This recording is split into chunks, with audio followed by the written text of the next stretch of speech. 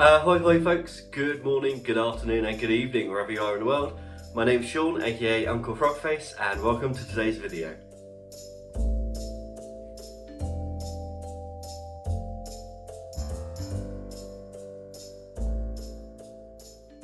If you're new here, then welcome. If you're not new, then welcome back. We are still in the new office that has yet to be decorated. In fact, all I've managed to do is unpack a few art supplies and put up a few of my paintings in front of me. I'll show you a quick picture of that now.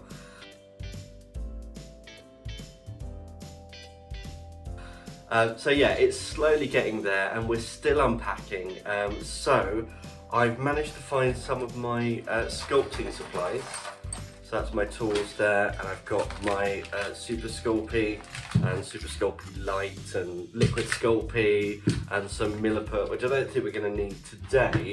But I thought, since it's about midsummer at the moment, it would be really nice, Midsummer Night's Dream, to make a little fairy door for the new house. Every house I've lived in has had a little fairy door, and this one does not. So we're going to make one today. So I'm going to turn the camera around, set up all of my supplies, and let's get straight into it. So I'm starting today just with some Super Sculpey. So this is the original Super Sculpey, and I've broken off some blocks and kneaded them, and then realised that I don't have a rolling pin anywhere, but had a look around and found this roll of Gorilla Tape. I thought, make do with what I have. So I needed to roll a piece out, so I'm just starting with this roll of tape. Why not use what's at hand? So for this video, I'm actually, for the sculpting part anyway, I'm not going to be cutting anything out. Everything that I do, I'm actually going to show on the screen. This has been sped up to 3 times, so 300%, so it's going by a little bit faster. But this is the whole sculpting process. This is kind of my first tutorial, really, I suppose. So to start off, I wanted to get a good shape for a fairy door. So I've seen these in all different shapes, all different styles, but I just wanted to go with a classic arched door. So once I had that cut out, it's time to start working on some of the details. I wanted a door frame, and for that I wanted it to look like just kind of freshly sawn, or not freshly sawn, but just kind of cut timbers in big pieces. So I've again used that roll of tape because I don't have a rolling pin, and I've cut the first piece to go around like this, and then the second piece I kind of want to overlap. So I've seen this in medieval doors around the UK, doing kind of historical visits to places. I am a bit of a nerd when it comes to that kind of stuff and looking at old buildings. So they tend to have this kind of overlap at the top, which is what I'm doing here. And then I can add some more details onto this in just a little while, which you'll see. So now I'm happy with these pieces. I'm just going to glue them into place with a little bit of liquid Sculpey, and this will help them to bond when it's all baked together, and just running a little bit along each piece and sticking them into place.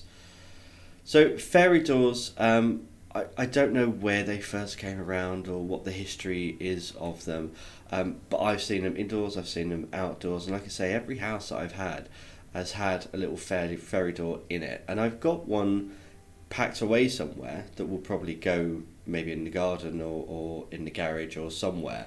But fresh house, fresh start, I wanted to have a nice new one. So I'm doing a piece for the bottom of the door here, like a little step, and this is going to be designed in the same wood style that the rest of the frame is, and again just gluing that into place. And then next I'm going to add the detail of the wood that makes up the door, and this I'm just using a flat tool and just cutting in these shapes for where the planks would be. It's been a while since I've done any sculpting, even before we moved. As some of you will know if you've watched previous videos, our oven was broken, so I wasn't able to use Sculpey at all to do any sculpting. So I just had to make do and do other videos and other projects that weren't sculpting related, or just using Milliput. You'll see that the peg dolls that I made were all just with Milliput and other supplies, a bit of paper mache.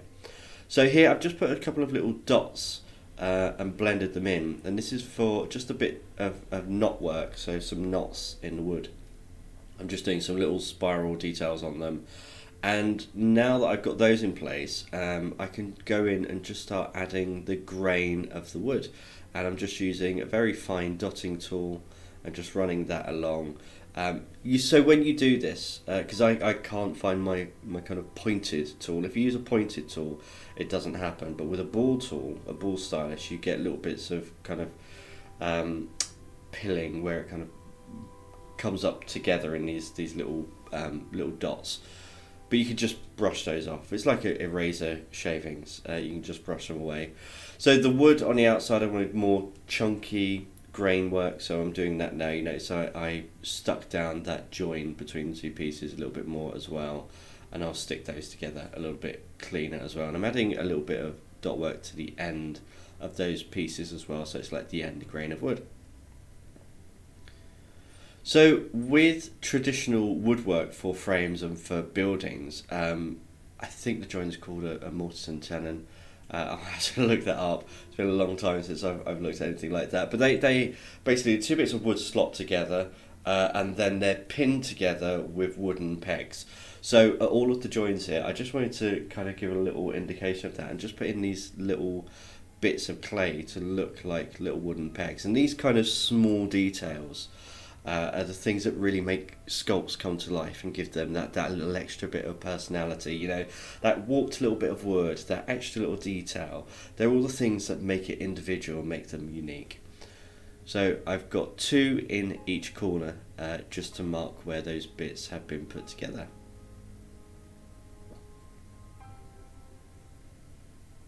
Now we're on to the hardware of the door, so hinges, and the handle and keyhole, all of those kinds of things. So I've just got very small flat piece of clay. These are the hinges, so I'm just going to glue these down. Again, it saves having to blend them in and lets you have a bit more of a kind of relief detail. And then just pushing those into place where I want them and making sure the edges are nice and just how I like them. And then adding a couple of little dots to each of these for the bolts or the nails that are keeping the hinges in place.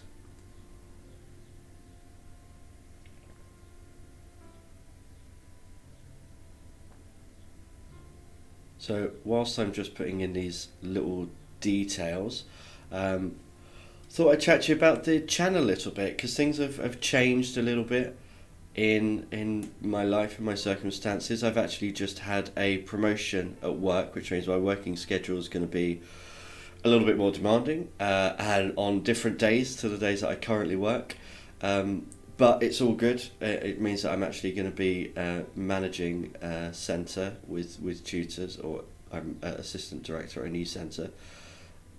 So yeah, I'm going to be very, very busy. So I will still be keeping up content, but it will be on different days, and it might be a little bit of a transition period.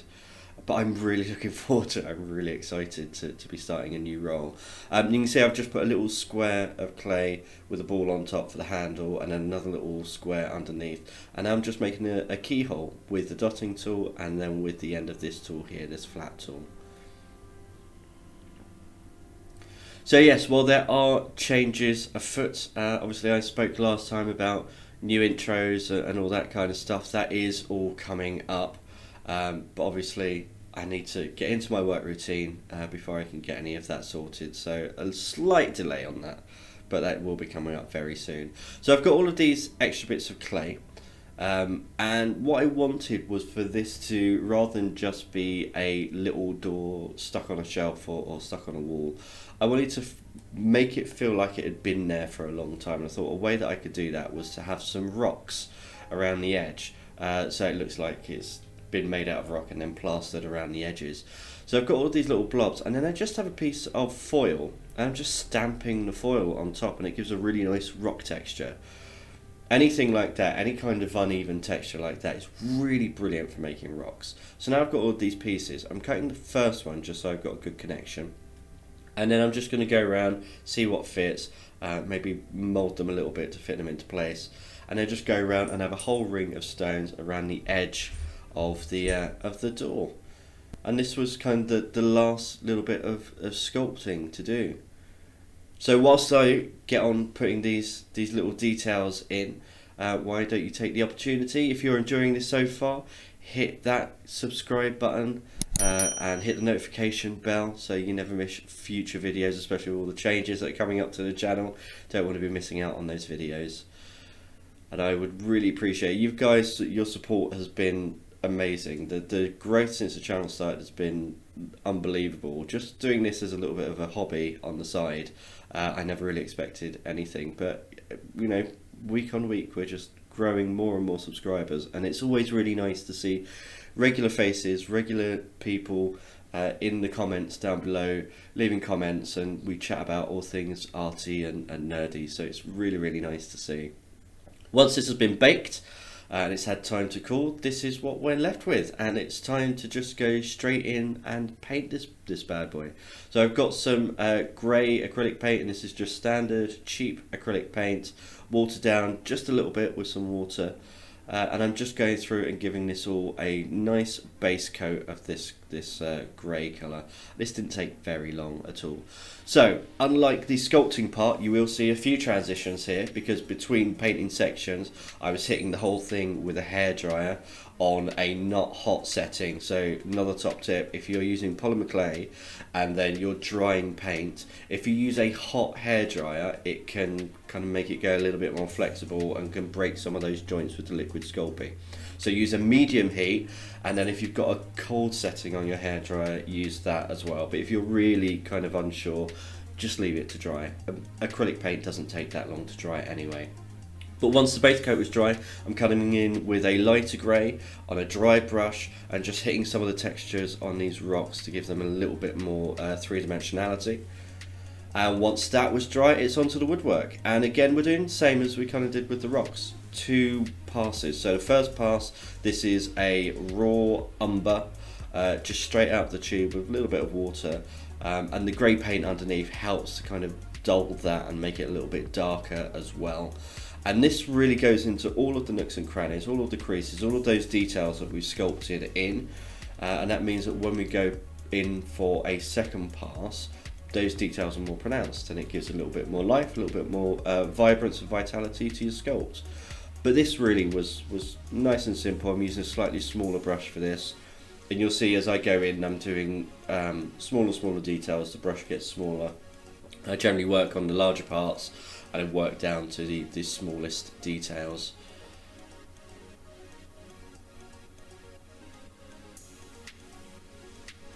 Careful not to get those rocks around the edges, and getting the inside of the door frame as well.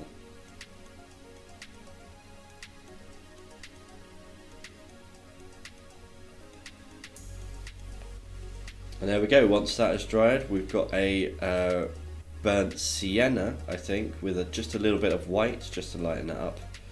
And we're doing the same as we did with the rocks. This is a very dry brushing. We're just going over, so that's when you've got hardly any paint on the brush, and you just go over and you catch the edges, and it just gives it a little bit more detail. Particularly with those pegs, and that grain work works really nicely. And again, this is sped up 300%. So I wanted the actual door itself to be yellow, because I want this to go in our living room. Although I haven't told Andrew this yet, but it's going in our living room. Andrew's my husband, for those of you that don't know. So yeah, he's long suffering with my sculpts and my artwork, and kind of got it all around. But the yellow, because it was on grey, took 3 or 4 coats. So this is just the very end here. So it took a while to do, but I think it was worth it to get those coats in and really get a nice coverage. And once that was fully dry, it's time to come in for those final little details, and this is a metallic silver paint. I think this is a Reeves paint, but again, it's the really cheap ones. I'm just coming in with a very fine detail brush and hitting all of those details, and then this really is the end of the painting part, and then there's one final step at the very end. So you see we're just doing that keyhole and then the door handle. Okay, so now that is, everything is dry. Last thing I want to do is to really bring out all of those details that we've sculpted in, and I've got a wash of almost black paint. There's a little bit of white in there, so it's a bit grey, and some of the other colours have kind of got dirted in there as well. This is almost 90% water with just a little bit of paint in there, and we wash this over and then touch it with some tissue or some kitchen roll and take off most of that paint. But all of those details that the paint gets into, it stays in there and just adds an extra level to the sculpt and makes it look a bit more aged, a bit more dirty, a bit more used as well. So you can particularly see this in just a moment when we actually come in on the door. So I'm really watering it back for this because we've got a lot of details. I don't want to dull out that yellow paint too much, but I'm just washing over the whole thing, getting in all of the edges, all of the crooks, all of the nooks and crannies, not the crooks and nannies, all of the nooks and crannies, all those little details, and then just touching it with a bit of tissue and getting most of it back. And we are finished. Oh my god, it felt so good to get back to doing some sculpting. But here we are, here is our fairy door. All that's left to do now is to find a place for it in the living room somewhere. Hopefully where Andrew's not going to mind me putting it. But yeah, I really hope you've enjoyed this. I really enjoyed making this. And until next time, goodbye.